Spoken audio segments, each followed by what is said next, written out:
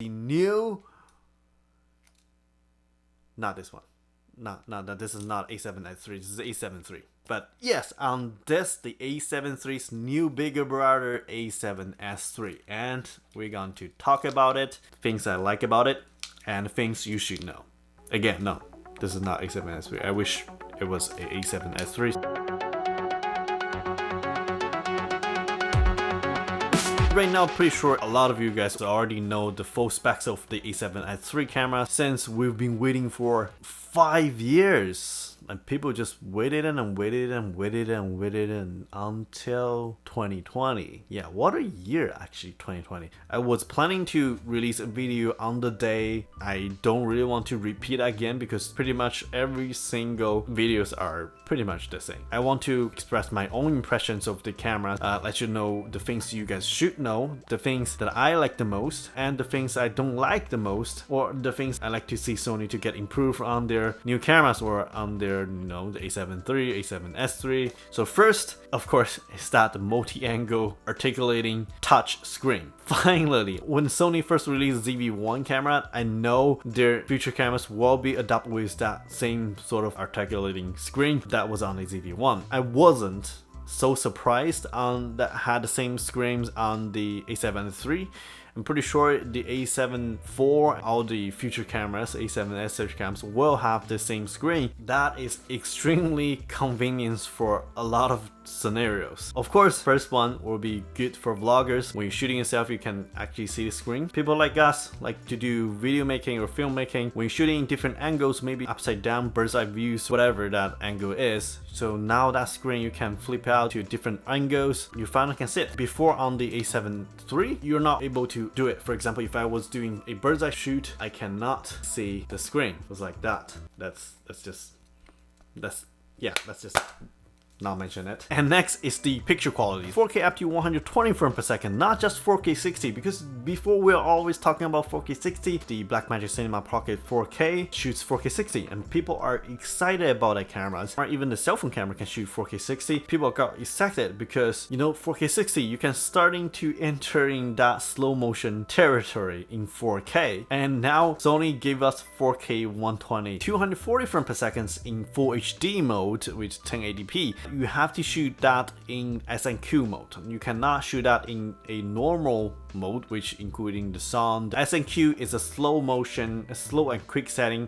In that way, you don't have to audio record it. It will automatically slow down internally for you, unlike the 120 frames per second. SNQ always don't have sound. The normal mode, you will have the sound including in your footage. And autofocus in every single frame rate, whether it's 24 or up to 240 or up to 4K 120, you have the Sony autofocus system engaged all the time. That is a very good thing that I wish the Sony camera includes in, because before, like the Canon cameras, when you're shooting 240 or 120, you're starting to lose autofocus. You only have sort of like contract autofocus, maybe autofocus will be acting slowly. And a big bump to the image quality is now we have the 10-bit 422 internal recording in all the frame rate as well. No matter if you're shooting 4K in 1080p, yeah. Cool, how cool is that? Like, so many people that wanted 10-bit internal recording on a Sony camera for so many years, especially like Sony included S-Log3 in their cameras. I don't even get to know why Sony included S-Log3 and the ZV-1. They all have S-Log3. Color correcting those S-Log3 files, you have to have a wider range of color depths. 10-bit, that's good. We have much higher bitrate. If you're using SNQ, it's like 600 megabytes. Of course, you need to use a different card that I'm going to talk about very soon. That is a big thing, a big plus, because now I'm shooting much higher quality. The higher bitrate, it is a big plus for doing especially post-productions and color grading. And another thing is the rolling shot. Because we have the new processor in there, Sony claims it's 8 times the power than before.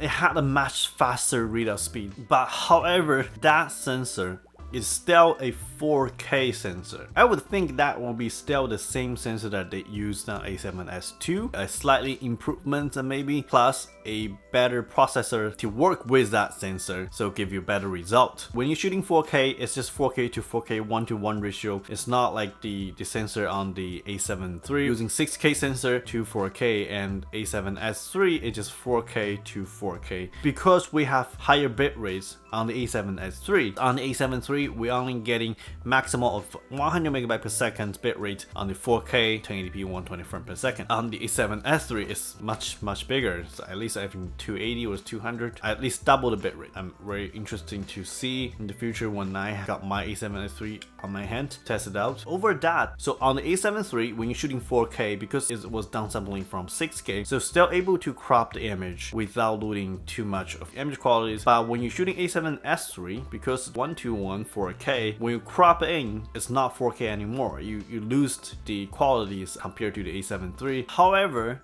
the A7S III has much better low light capabilities than the A7 III because the sensor, okay? Pixel density on that full frame sensor is not dense as, for example, the Sony A7R4 or the A7 III or A7R III. You can make each pixel larger, means each pixel can receive more light. And then that direct result is you have a much better low light capabilities on that camera, means you have less noise. Interesting thoughts I found Untitled his video and testing during his time with the A7S III. He found out the A7S III may have sort of a dual ISO internal settings. So when he set up the ISO to 16,000, the image became much cleaner than before. For example, 12,800 ISOs, then you bump up to 16,000, it's less noise and more usable image. That was a very noticeable difference. If you haven't watched his videos, I suggest you can go watch it over there. I'll put the link in description below here. So I also including the few YouTubers, cinematographers, their review of the A7S III, the ones I liked the most. I'll include them in my description here below. So if you haven't checked it out, go watch their videos as well. You know, all the cinema cameras, they do have dual ISO settings, so you can go more higher ISOs, get more cleaner images.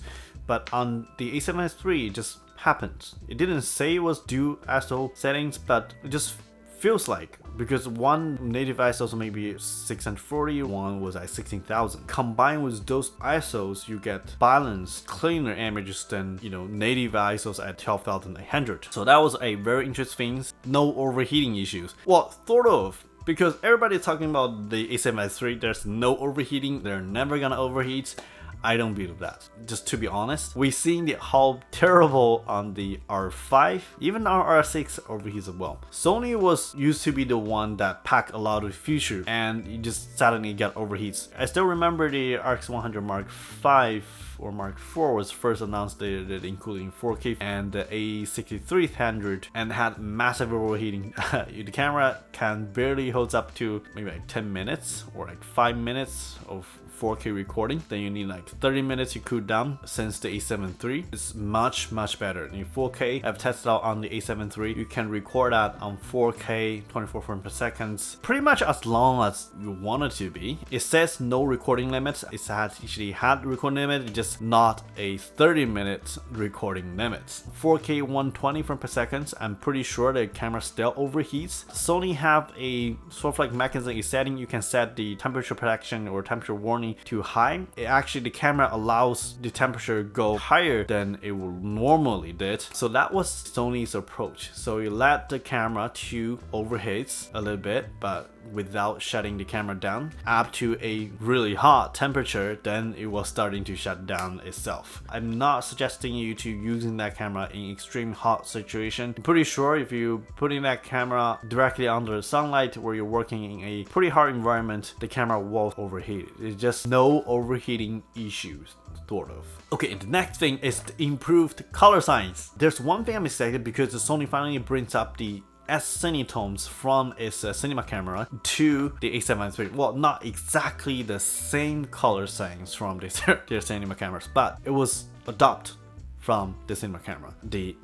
SONY tone, which basically means you almost have a compact baby cinema camera. And I would say overall the A7S III is a cinema camera. It is a cinema camera that have a photo capabilities. That was something that I would to describe it. It had the capabilities of a cinema camera with a much compact body and capable of shooting photos. Although it only shoots 12.1 megapixel photos, but still enough for you to posting on Instagrams, all sort of online platforms. Unless you're going to print a large scale commercial, then of course 12.1 megapixels won't enough. You need a more photo focused camera for that. That could be even a more great, all-around camera for you to have, right? Think about that.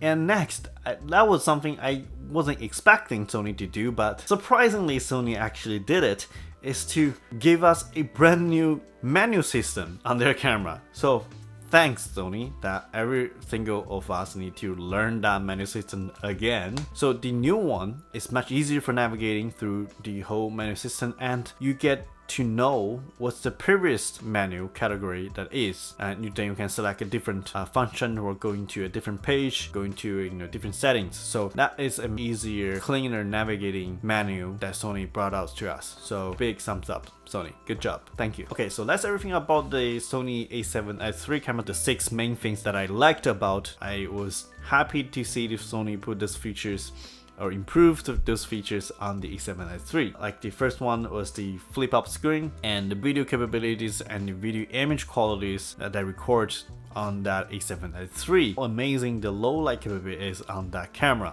And 4 is better heat management than before, though it was sort of like no heat issues. And then 5, the better color science on the A7S III. Then the 6 is the Sony new menu system, so give us a much easier navigating throughout menu system. Yeah, so that's pretty much the 6 things that I like about on the A7S III. If everyone asks me, is this a camera that you recommend? Of course. Even though I didn't have a chance to get touch of that camera yet, I still recommend that camera. It is not just from the specs. And if you are a person who would like to shoot video more and like to shoot in low light situations, the A7S III is absolutely a beast of camera for you to own. Thank you guys very much for watching, and see you guys in the next one. Cheers guys.